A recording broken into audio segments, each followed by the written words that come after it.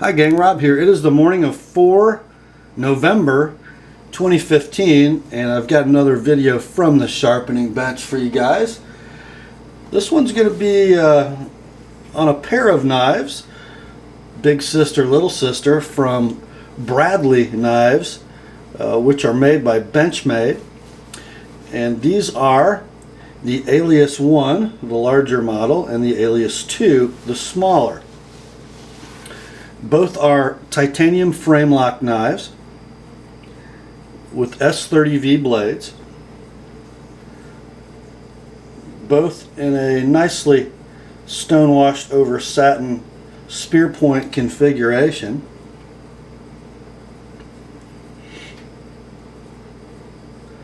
You'll notice the small knife has a blue anodized finish, which is an available from the factory finish.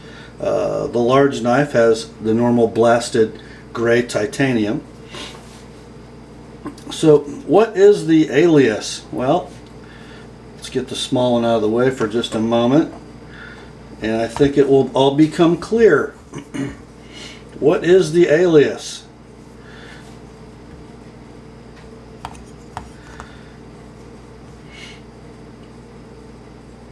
Pretty clearly, the Bradley Alias was Benchmade's offering some years ago to be a Sebenza competitor for about half the price.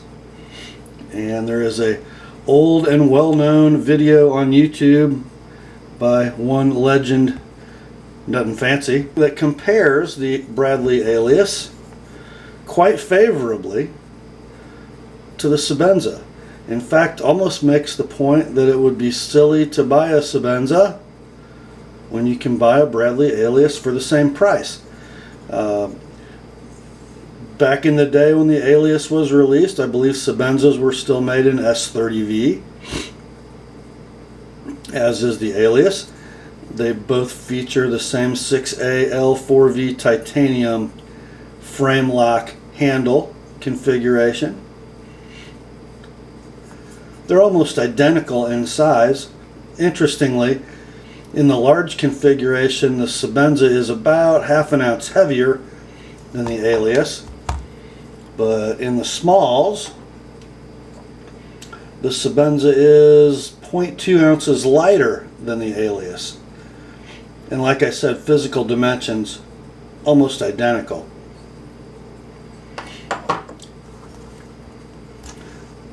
So before we get on with the Sebenza comparison, let's look just at the Aliases. And these knives have been completed at the sharpening bench, have received their spa treatment. Both the large and small are now nice and centered. And both have pretty sweet actions. As our Sebenzas, Aliases came back in the day, I don't know if, I think they still do, with a single-sided thumb stud.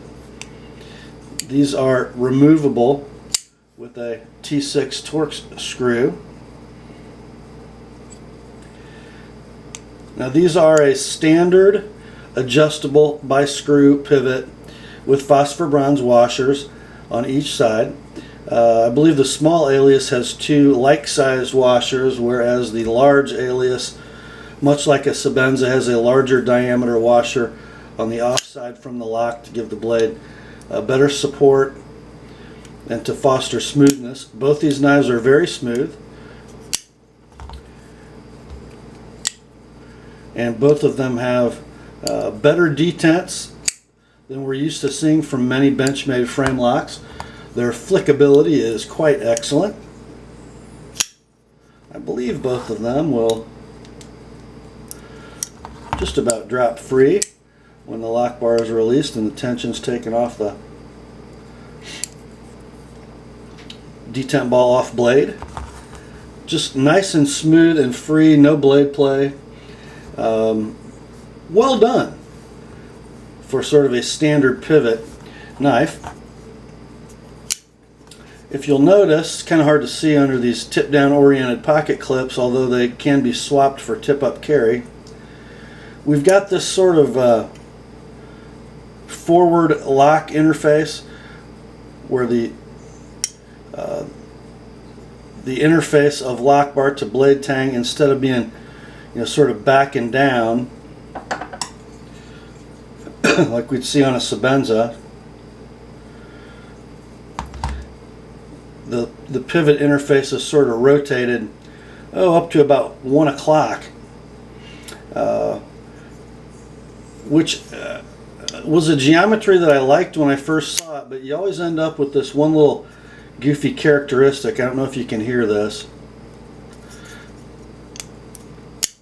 but it just seems that when you grip the knife, there you can hear it, the lock bar noticeably moves in your hand, which creates a little bit of lock stick.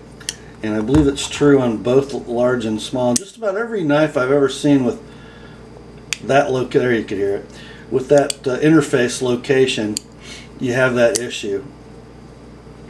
I think it's because you're actually pushing the lock bar down, forcing it deeper into the blade tang. It's just a little bit unsettling when it happens, and the knife is going to develop a little stick whenever you feel it move like that. The construction of the knife, you really only have 2 positive locating points in this handle, which would be the stop pin and the pivot.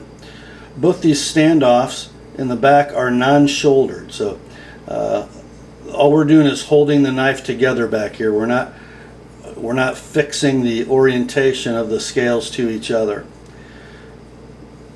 along this line, which can present centering problems during reassembly. You're just never quite sure the knife is going to go back together the same way it came apart.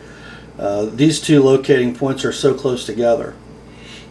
Although both of these, when I put them back together, did center up quite nicely when I adjusted the pivot to the point that you'd want to use the knife. So really no hit there. Just kind of giving you an idea of what you get for $215 or $190 compared to $410 or $350 in a non-micarta small Sebenza. To sort of finish that comparison, on a Sebenza you've got a more standard lock geometry, and by the way, a much more refined lockup.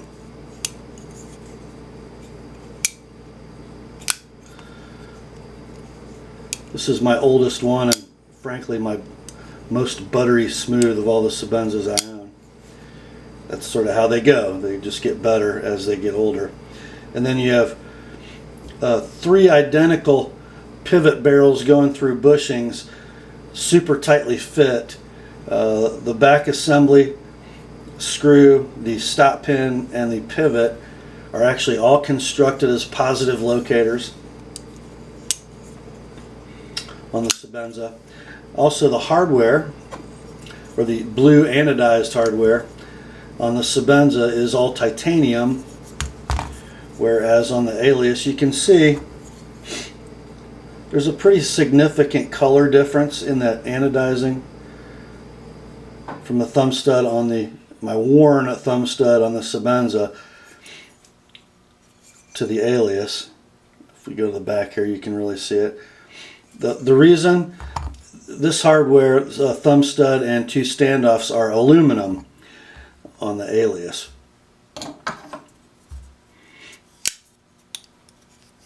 Thumb studs on Sebenzas are pressed, where they're just screwed in with a slight shoulder on the Alias.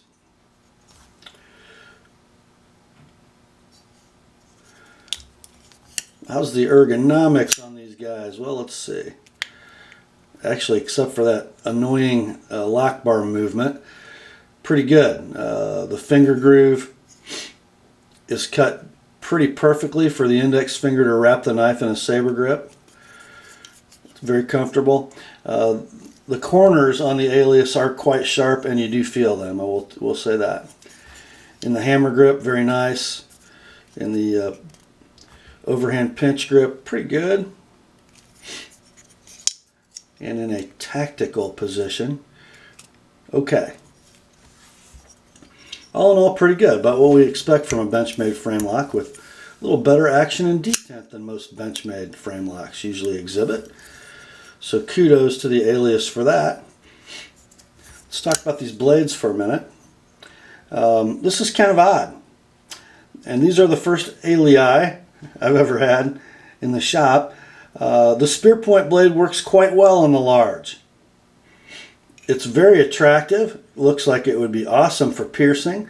And because this main bevel, coming from 120,000 stock down to a pretty thin dimension behind the edge, allows us to sharpen it for pretty good slicing. This one is sharpened at 17 degrees per side on that secondary bevel with a 20-degree micro. And these are both fresh from the bench. Let me grab a piece of paper so I can show you what I'm about to show you. Kind of interesting, I think. You would assume the larger knife would be more for tactical use.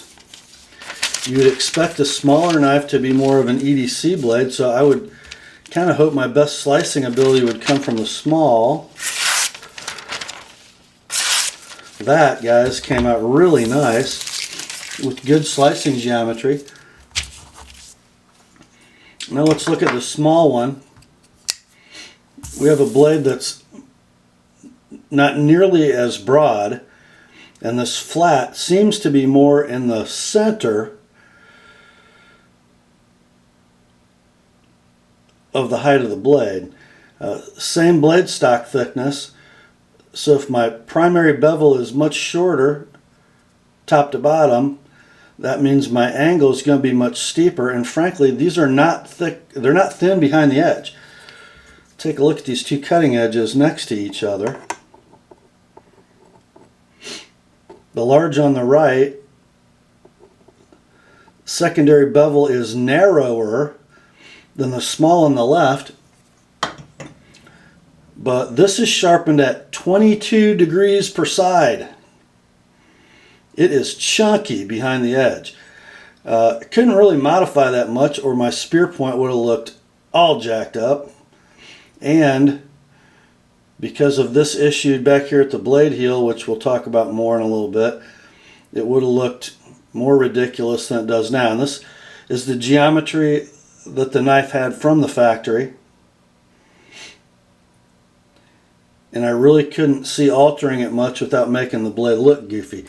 Now, these two edges, they're the same steel by the same company, sharpened with the same process, except the micro bevel is virtually non-existent on this 22 degrees per side blade because, well, then it would have been 25 degrees per side at the cutting edge, which after I show you this paper cut, you're going to understand why I didn't do it.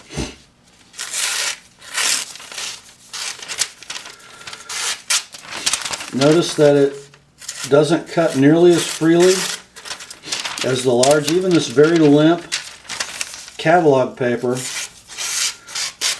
because of the edge geometry, I've got to really be careful how I'm aligning that blade going through the paper, because the angle is so obtuse that it's forcing that paper apart, wanting to tear it instead of cut it.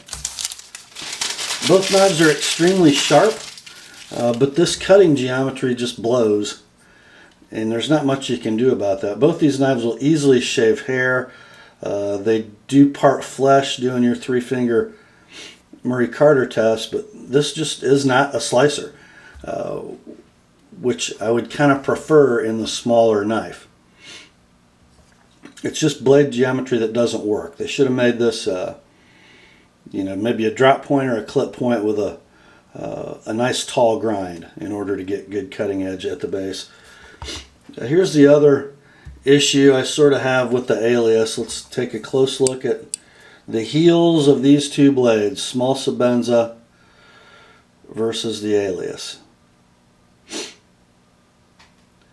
There's virtually no reason in this Alias we couldn't grind the ricasso so that it extended past the plunge grind so we could sharpen this knife properly all the way to the base, like the small Sebenza. It's just a detail that's kind of the difference between a $180 knife and a $350 knife. They did a much better job on the large, on the Alias 1, but still with sort of a normal little Benchmade flare at the back, just slight. In conclusion, are these knives Sebenza killers? No, they're not. Are they a credible effort at basically a half-price price point to a legend that is more affordable for more people? I think they are. However, I would not recommend the Alias 2. For its size, what you'd expect a small knife to do well, it just doesn't because of its blade geometry. The Alias 1, the large knife though, for a tick over $200 when you can find them, pretty doggone good knife. And probably the sweetest operating frame lock, titanium frame lock I've ever seen from Benchmade. So it's got that going for it. Pretty cool to have them both in here at the same time, I think. Nice to have a Benchmade frame lock in hand that works also, because they don't all work well. That is all for this one, my friends. Grace to you and peace from God our Father and the Lord Jesus Christ. And remember, the Word and Paul's aliases are sharp.